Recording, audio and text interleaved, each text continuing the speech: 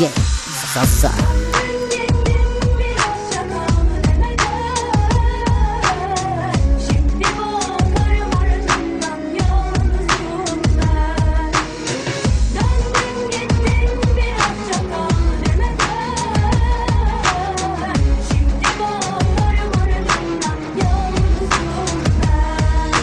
Bebeğim sabah akşam yanındaydım, hep canındaydım. Gördüklerime inanamadım, keşke yanılsaydım. Sensiz olurum deme, unutma camın altında beklediğin günleri. Hatıraları sakın unutayım deme o günleri. Seni çok ama çok seviyorum ama diyemem artık, dön geri.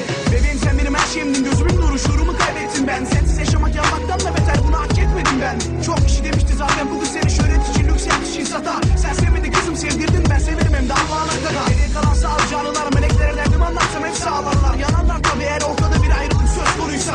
Oysa ben ağlarsam ki rüyadayım, biri gelip de beni keşke kaldırsa. Benim o kadar çaresizim ki aynen aşkımızın karanlık yollarında gezen bir kedi gibi, deli gibi aşık ben sana. Seni aldatan ölsün, hadi gel yanıma. Ben nice ayrılıklar gördüm ömrümce, nice kuşlar gördüm, kırılmış kolu kanadı. Yeryüzü çekildi ayaklarımın altından, gökyüzü düştü başıma aynen bir tavan gibi.